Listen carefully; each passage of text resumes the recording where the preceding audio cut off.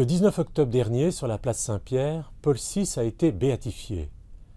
Pape de 1963 à 1978, il aura gouverné l'Église dans une période de tempête, une crise et des bouleversements profonds que, pourtant, rien ne laissait présager.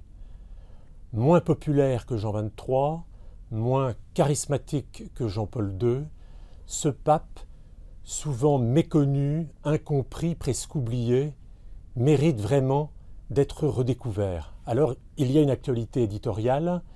Les éditions Saint-Paul viennent de rééditer le livre en 2 parties du père Daniel Ange, Paul VI, un regard prophétique, et il y a une nouveauté chez Decade Brewer dans la collection des Petites Vies de Paul VI, fort bien faite d'ailleurs, de Christophe Héningue. Mais la seule vraie biographie de Paul VI, on la doit à Yves Chiron, Paul VI, le pape écartelé, un beau titre, qu'il avait d'abord publié chez Perrin en 1993 et qu'il vient de reprendre chez Via Romana. On y suit la trajectoire presque modèle d'un fils d'une famille bourgeoise de l'Italie du Nord qui va gravir tous les échelons de la diplomatie vaticane et de la curie romaine, et Monseigneur Montini sera le collaborateur le plus proche de Pie XII jusqu'en 1954 où il est transféré au siège prestigieux de Milan.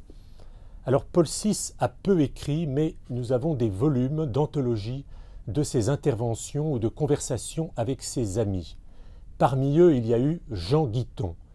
Paul VI l'avait fait inviter au Concile Vatican II et ils ont poursuivi toute leur vie un dialogue, et Jean Guiton a laissé ce livre malicieux, Dialogue avec Paul VI, où on y découvre un Paul VI pétri de culture française, extrêmement admiratif de Bernanos, de Jacques Maritain ou du père de Lubac.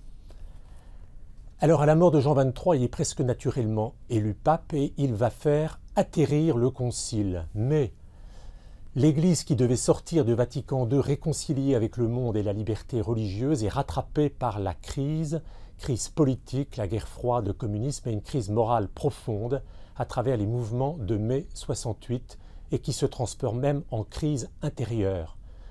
Paul VI va vivre comme un drame les défections des prêtres, les antagonismes de plus en plus forts entre progressistes et traditionalistes, et on lui verra, jusqu'à la fin de son pontificat, cette figure douloureuse, inquiète et tourmentée. Paul VI a été le premier pape à voyager hors d'Italie. Comment oublier l'accolade à Jérusalem avec le patriarche Athénagoras, ou son cri à la tribune des Nations Unies « Plus jamais la guerre ». Paul VI n'a publié qu'une seule encyclique, celle qui a fait le plus date et publiée en 68, Humanae Vitae, sur la régulation des naissances et le mariage.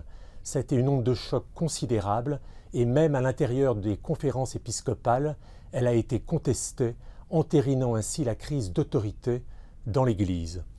Enfin, pour découvrir la spiritualité et la mystique de cet intellectuel de haut vol, je vous recommande 2 livres, Le Petit Prier 15 jours avec Paul VI qui a été fait par le cardinal Poupart et le très beau livre de son fidèle secrétaire le père Macchi dans l'intimité de Paul VI.